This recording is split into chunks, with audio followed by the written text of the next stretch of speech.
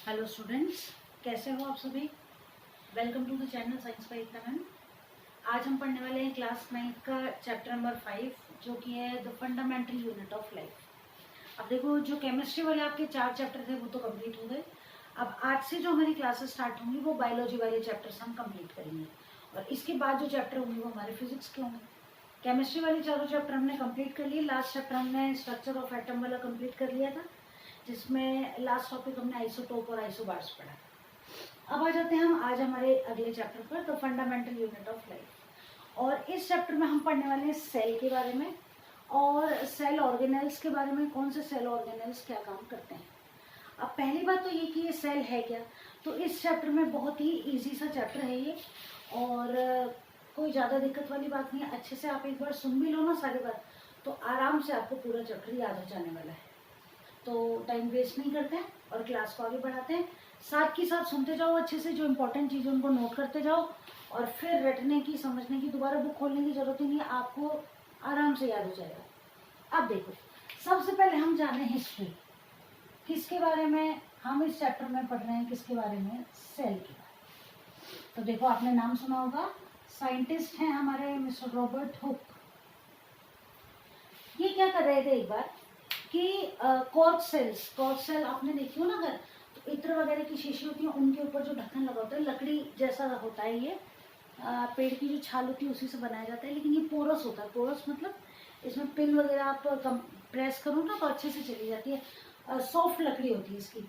तो ये कॉर्क जो होती है ना, इसकी एक पतली सी स्लाइस थी, उसको ये माइक्रोस्कोप में देख रहे थे उस टाइम, जैसे अवेलेबल थे उनमें। और इन्होंने क्या देखा कि उसके अंदर छोटे छोटे चैम्बर्स को इन्होंने देखा। अब चैम्बर्स को इन्होंने नाम दिया सेल, क्योंकि रॉबर्ट हुक ने की किसकी खोज, सेल की, ये तो आपको पता है। अब सेल नाम क्यों दिया, तो देखो कि लैटिन लैंग्वेज में, ठीक है, सेल जो होती है ना, सेल जो वर्ड है ये होता है, इसका जो मतलब होता है वो होता है अ लिटिल रूम। क्या मतलब होता है, अ लिटिल रूम। अब इन्होंने क्या किया, जब वो चैम्बर्स देखे ना, तो छोटे छोटे चैम्बर थे, ब्लॉक्स जैसे मधुमक्खी की छत्ते में नहीं होते उस तरीके के। और इसीलिए इन्होंने क्या किया कि वो जो कॉर्क सेल में इन्होंने छोटे छोटे चैम्बर्स देखे, उनको क्या नाम दे दिया, सेल नाम दे दिया। आगे हम और साइंटिस्ट के बारे में पढ़ेंगे कि इन्होंने किस चीज की कब खोज की, कैसे खोज की। अब देखो, हम सबसे पहले बात करें कि हर कोई लिविंग ऑर्गेनिज्म, चाहे वो प्लांट हो, चाहे एनिमल हो, चाहे छोटे से छोटा एनिमल हो, चाहे बहुत बड़ा एनिमल हो, उसके जो शरीर का निर्माण है, ठीक है, वो किस चीज से हो रहा है। तो इसका आंसर है सेल। सेल, जैसे कि आपको मकान बनाने के लिए ईंट चाहिए, कोई भी दीवार बनानी है तो ईंट चाहिए, वैसे ही किसी भी ऑर्गेनिज्म का शरीर जो है वो बिना सेल के बन ही नहीं सकता है। अब हम बात करते हैं कि सेल हम देख कहाँ सकते हैं। तो अगर आपके स्कूल में अवेलेबल हो ना कंपाउंड माइक्रोस्कोप, तो आप क्या करोगे कि प्याज की जो झिल्ली होती है ना, प्याज आपने देखा था, उसके ऊपर वो पॉलीथीन जैसी सी झिल्ली होती है ट्रांसपेरेंट वाली, उसको आप किसी कलर से स्टेन करके और जब माइक्रोस्कोप में देखते हो, तो जैसे आपके एनसीईआरटी में बना हुआ है ना इस तरीके की, ऐसे, ये ऐसे सेम इस तरीके की सेल्स दिखाई देती है, ठीक है। ये सेल है और ये इसका न्यूक्लियस है। ये बहुत बड़ा साइज है, सेल बहुत बहुत बहुत बहुत बहुत ज्यादा छोटी होती है। ये तो बात हो गई सेल के बारे में, हम ये जान गए कि सेल है क्या, ठीक है। अब आगे हम बात करते हैं अलग अलग साइंटिस्ट के बारे में। तो अब क्या करो आप कि कॉपी खोली रखी है आपने, है ना, और नोट करते जाओ। मैं डिस्कवरर्स के नाम बता रही हूँ, किसने किसकी खोज की, ठीक है। तो देखो, मिस्टर रॉबर्ट हुक, एक पेज पे लिखते जाओ, इन्होंने डिस्कवरी की सेल की 1665 में। फिर है रॉबर्ट ब्राउन, इन्होंने खोज की न्यूक्लियस की, ठीक है, सेल के अंदर होता है। इसके बाद है ल्यूवेन हॉक, ठीक है। ल्यूवेन हॉक जो साइंटिस्ट थे, इन्होंने सबसे पहले क्या किया, इन्होंने कि बहुत अच्छा सा एक लेंस बनाया इन्होंने, उसको घिस घिस के बड़ा जोरदार सा बना दिया। और इन्होंने सबसे पहले पॉन्ड वाटर के अंदर, पॉन्ड वाटर में लिविंग सेल को देखा। ठीक है, क्या किया इन्होंने, सबसे पहले पॉन्ड वाटर के अंदर लिविंग सेल को, मतलब किसी लिविंग माइक्रो ऑर्गेनिज्म को देखा होगा, कोई प्लांट वगैरह को। ठीक है, ये हो गया लुवेनहॉक, रॉबर्ट ब्राउन, रॉबर्ट हुक हो गए। इसके बाद है श्लाइडेन एंड श्वान। इनके बारे में आपको पता है, इन्होंने क्या दिया था, सेल थ्योरी। एक और है परकिंजे, साइंटिस्ट का नाम है परकिंजे। इन्होंने प्रोटोप्लाज्म वर्ड दिया सबसे पहले, परकिंजे, इन्होंने प्रोटोप्लाज्म वर्ड को दिया सबसे पहले। अब ये देखो 5 लिखवा दिया ना मैंने, एक मान के चलो एग्जाम में आएगा ही आएगा 100%। तो ये 5 हो गए आपके पास, नोट कर लो इनको एक जगह, बहुत इंपॉर्टेंट है। ठीक है, आगे आ जाते हैं अब अपन कि ये जो सेल होती है ना, इसका स्ट्रक्चर कैसा होता है और क्या सारी सेल एक जैसी होती है। अब देखो, सबसे पहली बात तो कि सेल के बेस पर ऑर्गेनिज्म 2 तरह के होते हैं। ठीक है, ऑन सेल्यूलर बेसिस, यानी कि कोशिकीय आधार पर ऑर्गेनिज्म जो है 2 तरह के हैं। पहले हैं यूनिसेल्यूलर ऑर्गेनिज्म और दूसरे हैं मल्टी सेल्यूलर ऑर्गेनिज्म्स। यूनिसेल्यूलर अगर आप हिंदी में पढ़ रहे हो तो इनको बोलेंगे एक कोशिकीय जीव, और ये बहुकोशिकीय। अब देखो डेफिनेशन तो इनकी आप रटने की जरूरत ही नहीं है, साइंस ऑफ फैक्ट्स पर बेस्ड है हमारी सारी।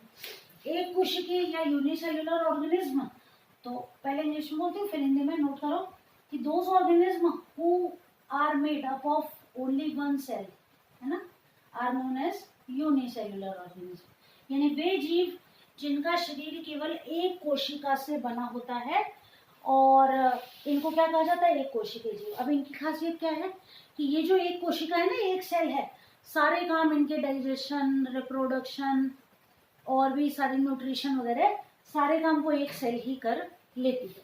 इसके एग्जाम्पल अगर आप लिखना चाहो यूनिसेल्यूलर ऑर्गेनिज्म के, तो इनके एग्जाम्पल हो गए क्लेमाइडोमोनास, पैरामीशियम। नोट करोगे तो लिखो इसके एग्जाम्पल।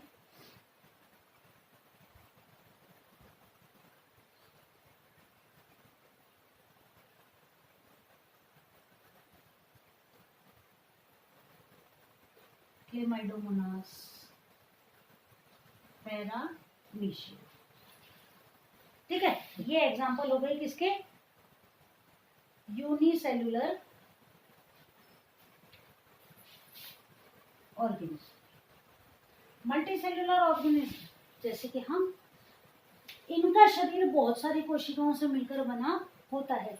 तो हम हैं, बड़े बड़े प्लांट्स हैं, कुत्ते, बिल्ली, गाय, भैंस, सुअर, बकरी, सभी क्या हैं, मल्टीसेल्यूलर ऑर्गेनिज्म। डिफाइन करोगे तो एनिमल्स या organism which are made up of more than one cell और many cells are known as multicellular organism. ठीक है, अब देखो, काम के लिए किसी भी सजीव के शरीर में अगर वो यूनिसेल्यूलर ऑर्गेनिज्म है, तब तो सारे काम वो एक सेल ही करेगी, उसी की जिम्मेदारी है, कोई दिक्कत ही नहीं है, सारे काम उसी बेचारे को एक को ही करने हैं। ठीक है, लेकिन जब मल्टी सेल्यूलर ऑर्गेनिज्म कोई होगा तो यहाँ पर सेल जो है ना, वो अलग अलग काम करते हैं, यानी कि हर काम, इतनी सारी सेल हैं, करोड़ों अरबों खरबों की संख्या में है, तो सेल जो होती है ना, इनके अंदर लेबर डिवीजन पाया जाता है। लेबर डिवीजन का मतलब है श्रम विभाजन, यानी कि स्पेसिफिक काम को करने के लिए स्पेसिफिक सेल्स होती हैं। जैसे कि अब हम हमारी बॉडी की बात करते हैं कि हमारी बॉडी में अलग अलग ऑर्गन सिस्टम पाए जाते हैं।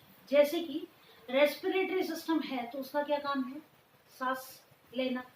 ठीक है, एक्सक्रीटरी सिस्टम है तो एक्सक्रीटरी प्रोडक्ट्स को बाहर निकालना।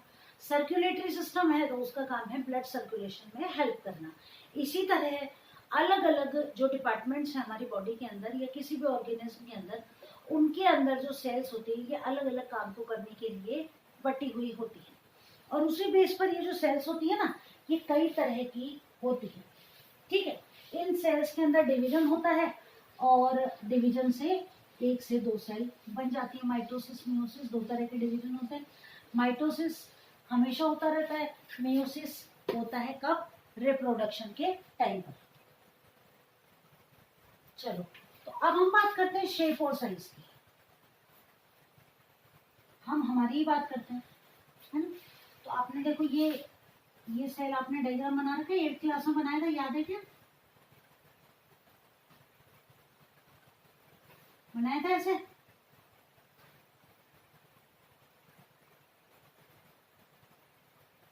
ये यहाँ न्यूक्लियस, ये डेंड्राइट्स है, याद है? ये एक्सॉन, ये न्यूक्लियस है ना, ये नर्व एंडिंग। क्या है ये, इसका नाम बताओ, क्या कहते हैं इसको? न्यूरॉन, है ना।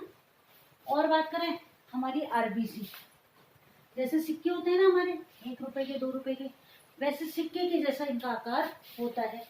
अलग अलग सेल्स जो होती है ना, वो अलग अलग तरह की होती है। जैसे ये सेल है, ये लगभग 1.5 मीटर तक लंबी हो सकती है, हमेशा नहीं हो सकती, लेकिन इनकी जो लंबाई है वो लगभग 1.5 मीटर तक हो सकती है। मसल सेल्स की बात करें अगर, तो ये देखो,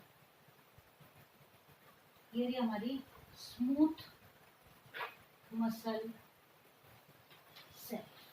ठीक है, तो अब हमारी बॉडी में भी अलग अलग तरह की सेल्स पाई जाती हैं। जैसे कि हार्ट ब्लड पंप कर रहा है तो वहाँ कार्डियक मसल्स पाई जाती हैं, वहाँ की सेल्स अलग होंगी। डाइजेस्टिव सिस्टम में वहाँ की सेल अलग होंगी, सर्कुलेटरी सिस्टम में वहाँ की सेल्स अलग होंगी।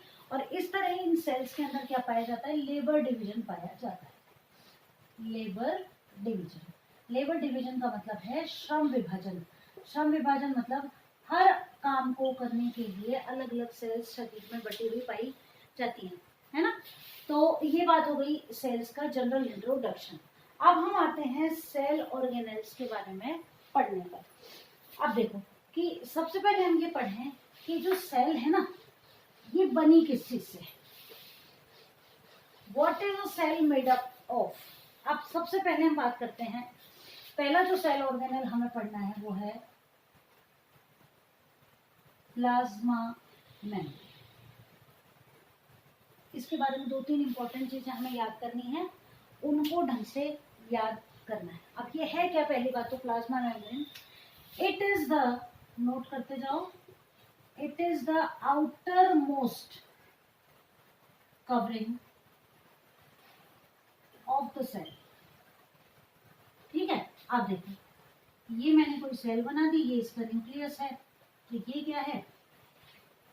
Plasma membrane. ठीक है, अब ये तो हो गई outermost covering of the cell, पहली बात तो इसको आप क्या कहोगे? Plasma membrane. अब इसका काम क्या है? इसका काम ये है कि कुछ इंपॉर्टेंट चीजों को सेल के अंदर लेके आना, और जो काम की नहीं उनको सेल से बाहर निकालना। तो जो सामान है ना, उसका आवागमन का काम करते हैं, यानी कि सेल के अंदर क्या चीज तो आएगी और क्या चीज बाहर जाएगी, वो काम किसके द्वारा होता है? सेल मेम्ब्रेन, प्लाज्मा मेम्ब्रेन के द्वारा होता है। तो जैसे, लेकिन अब खास बात क्या है देखो इसकी, कि ये जो है ना प्लाज्मा मेम्ब्रेन, ये सेलेक्टिवली परमिएबल होती है।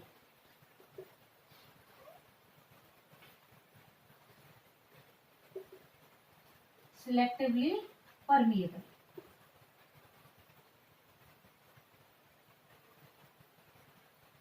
चयनात्मक पारगम्य। अब देखो इसको एक एग्जांपल से समझो। सिलेक्टिवली परमिएबल का क्या मतलब है कि हम हमारे घर के गेट की बात करते हैं, ठीक, गली में इतने लोग जाते हैं आते हैं, तो क्या हम हर किसी को अपने घर में आने देते हैं? नहीं, केवल वही लोग हमारे घर में आ सकते हैं जिनको कि हम चाहते हैं कि वो हमारे घर में एंटर करें, और आने के बाद बाहर भी वही लोग जाते हैं। सेम यही हालत प्लाज्मा मेम्ब्रेन की है, ये सिलेक्टिवली परमेबल होती है, यानी कि सेल के बाहर हजारों लाखों चीजें हैं, लेकिन ये सेल के अंदर उन्हीं चीजों को आने देती है जिनकी की सेल को जरूरत है। इसीलिए इसको क्या कहा जाता है? Selectively permeable membrane.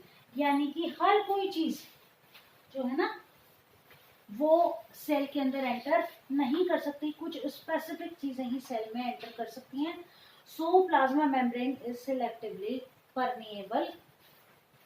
ठीक है, आगे चलते हैं अपन। अब ये जो सिलेक्टिवली परमिएबल हमने पढ़ा, इसके बाद अब हम बात करते हैं गैसियस एक्सचेंज की। और हमारे सेल्स के अंदर गैसियस एक्सचेंज जो होता है वो एक प्रोसेस के द्वारा होता है जिसे कहा जाता है डिफ्यूजन या विसरण। क्या है ये डिफ्यूजन या विसरण? देखो, अब आप सांस लेते हो, हम सभी ले रहे हैं, कैसे तो ऑक्सीजन अंदर आती है और कैसे कार्बन डाइऑक्साइड गैस बाहर जाती है। तो देखो होता क्या है कि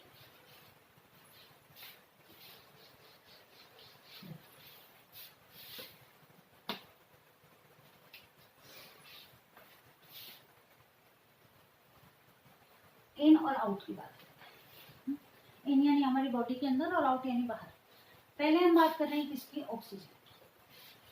ठीक, अब ये बताओ मेरे को कि हमारे एटमॉस्फेयर में ऑक्सीजन है लगभग 21%, और हमारी सेल के अंदर वो जो ऑक्सीजन है ना वो 21% नहीं होगी, कैसे होगी? कम होगी।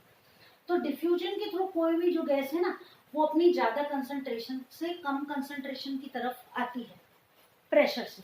ठीक है, अब क्या होगा? अंदर तो ऑक्सीजन की कंसंट्रेशन कैसी है? कम, और बाहर कैसी है? ज्यादा। तो क्या होगा? ऑक्सीजन अंदर की तरफ आएगी। लेकिन जब सेल काम में आ रही है तो क्या बन रही है? ऑक्सीजन से एग्जिट कौन सी गैस कर रहे हैं अपन? Carbon dioxide gas. अब क्या हो रहा है? शरीर के अंदर तो कार्बन डाइऑक्साइड गैस हो गई ज्यादा, और बाहर कितनी है? केवल 0.03 या 0.4% है ना, और अंदर हो जाती है लगभग 4%। तो क्या होगा? अब यहाँ ये ज्यादा है और यहाँ कम है, तो हम क्या करेंगे? प्रेशर से कार्बन डाइऑक्साइड गैस को बाहर निकाल देते हैं। और इस तरह डिफ्यूजन मेथड से ये जो गैसेस हैं ये हमारी बॉडी से बाहर निकल जाती है। समझ में आ गया? एक बार और बताऊं तो हमारी बॉडी के अंदर ऑक्सीजन की कंसंट्रेशन कम है और बाहर ऑक्सीजन की कंसंट्रेशन ज्यादा है, तो कहाँ ज्यादा से कम की तरफ चीज खींच कर आएगी? By the process of diffusion. तो ऑक्सीजन अंदर, और अंदर जब हमने ऑक्सीजन को काम में ले लिया और क्या बना दी? Carbon dioxide gas. तो हमारी बॉडी के अंदर लगभग 4% सेल्स के अंदर कार्बन डाइऑक्साइड गैस हो गई, बाहर केवल 0.03% है। तो क्या होगा? कार्बन डाइऑक्साइड गैस बाहर निकल जाएगी। तो हम जो सांस लेते हैं और सांस छोड़ते हैं इतनी ईजी प्रोसेस नहीं है, इसके पीछे भी डिफ्यूजन मेथड काम कर रहा है कि यूं ही नहीं हम सांस ले लेते और सांस को एक्सेल कर देते हैं, उसके पीछे भी डिफ्यूजन मेथड काम करता है। अब ये डिफ्यूजन मेथड तो हो गया कि सिंपल गैसियस एक्सचेंज है ना। तो यहाँ आपने क्या देखा कि जहां लोअर कंसंट्रेशन है, ये मैंने एरो बनाया ना, तो ये कंसंट्रेशन को बता रहे हैं। कंसंट्रेशन यानी मात्रा है ना। लोअर कंसंट्रेशन है तो ऑक्सीजन बाहर से अंदर आ गई, और हायर कंसंट्रेशन है बॉडी के अंदर तो कार्बन डाइऑक्साइड गैस बाहर चली गई। इसके बाद एक मेथड और जो अब हमें पढ़ना है कि वाटर जो है ये तो गैसियस एक्सचेंज हो गया। अब वाटर जो है ना, वाटर भी इस मेथड को फॉलो करता है, लेकिन वहां इसे डिफ्यूजन ना कह के क्या कहा जाता है? ऑस्मोसिस। ठीक है, शायद इसको हिंदी में परासरण कहते हैं, एक बार आप चेक आउट कर लेना जहां तक मुझे याद है। इसमें ये है डिफ्यूजन के जैसे, लेकिन यहाँ एक कंडीशन आ जाती है कि movement of water from higher concentration to lower concentration, ठीक है, through a selectively permeable membrane. यहाँ मेम्ब्रेन का कोई लेना देना नहीं था, यहाँ पर क्या है? Through a selectively permeable membrane is known as osmosis. यानी कि जल के अणुओं का, हिंदी में आप लिखोगे, जल के अणुओं का अपनी ज्यादा सांद्रता से कम सांद्रता की ओर गमन करना, किसके द्वारा?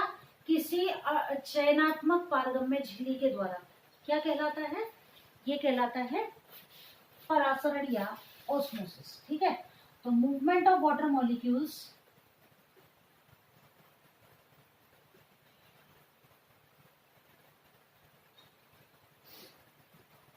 Through a selectively permeable membrane from their higher concentration to lower concentration, ठीक है, ये क्या कहलाता है, इज कॉल्ड ऑस्मोसिस, ठीक है। तो वाटर मॉलिक्यूल्स जा रहे हैं कहाँ, बाहर से अंदर की तरफ, ठीक है, लेकिन बीच में क्या होना चाहिए, सिलेक्टिवली परमेबल मेम्ब्रेन होनी चाहिए, इसे क्या कहा जाता है, ऑस्मोसिस कहा जाता है।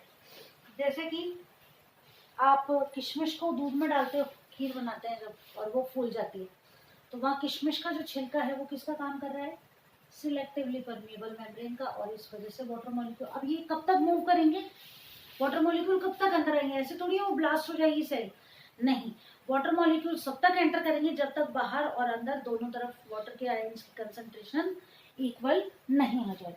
अब देखो कि ये ऑस्मोटिक जो ऑस्मोसिस हमने पढ़ा, इसके द्वारा सेल्स जो है वो 3 तरह के सॉल्यूशंस में रखी जा सकती है, और ये जो 3 तरह के सॉल्यूशन हैं इनको आप नोट करोगे।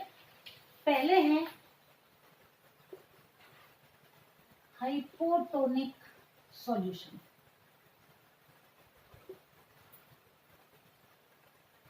अल्प परासरी विलयन,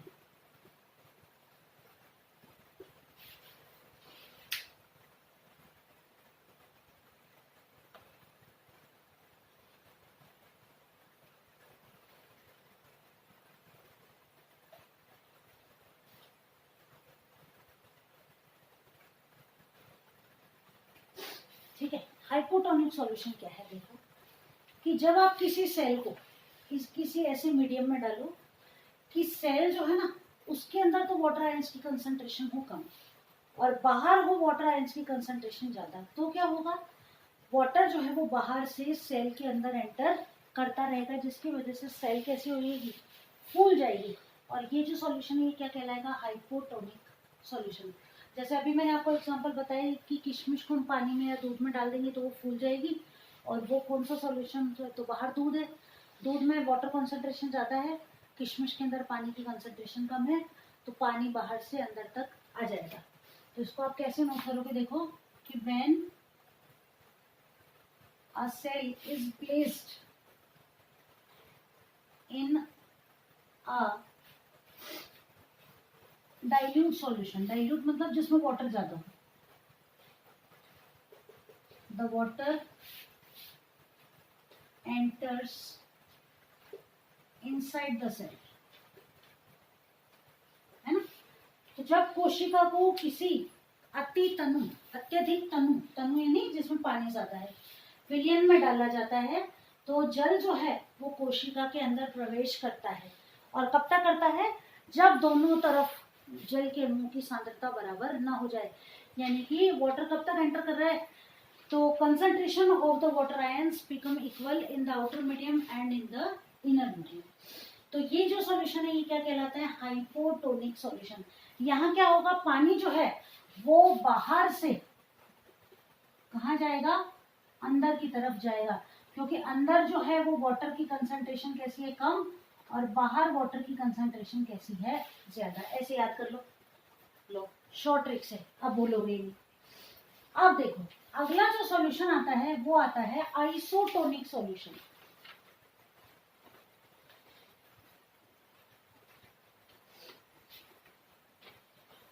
ठीक है, नोट करो, आइसोटोनिक सॉल्यूशन, इसको आप लिखोगे समपरासरी विलयन।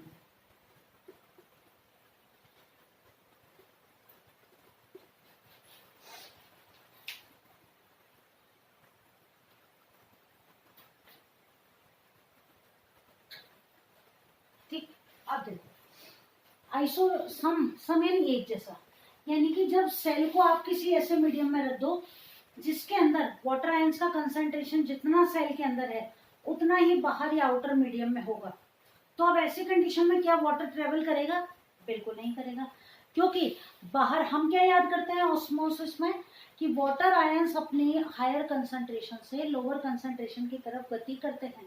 यहाँ पर हायर कंसंट्रेशन कहीं है ही नहीं, दोनों तरफ कंसंट्रेशन इक्वल है, तो यहाँ क्या होगा, आउट और इन, यहाँ पर कुछ नहीं होगा, दोनों बराबर रहेंगे। तो क्या होगा, no exchange of water molecules. अब याद हो जाएगा, ये देखो ऐसे नोट कर लो इसको। तो यहाँ क्या नोट करोगे, देखो कि when the cell is placed in such a medium that water ion concentration is equal within the cell and outer the cell, so no exchange of water is done in this condition and this type of solution is known as isotonic solution।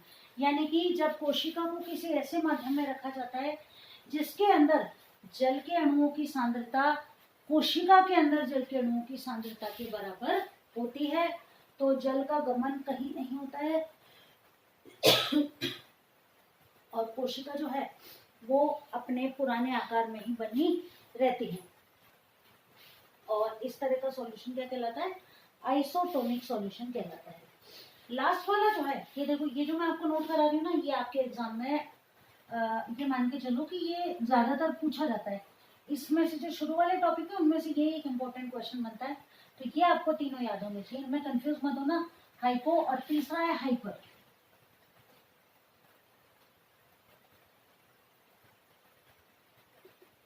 इसको आप लिखोगे अति परासरी विलयन।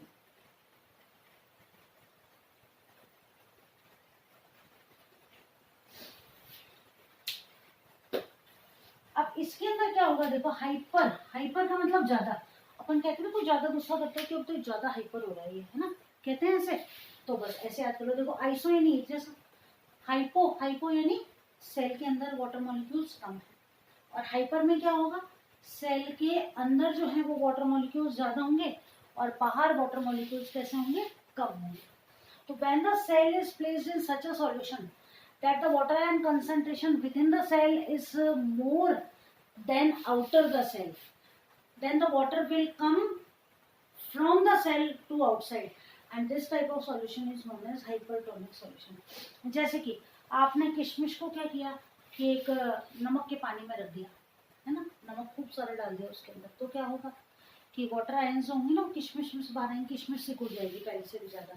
इसका और example बताऊं मैं आपको, अपन को कुम्बर खाते हैं, खीरा, उसके ऊपर आप अच्छे से नमक डाल दो और थोड़ी देर के लिए उसको छोड़ दो, तो आप ये देखोगे आपके कुकुम्बर का जो साइज है ना वो पहले से कम हो जाता है, क्योंकि कुकुम्बर में क्या है 98% वाटर है।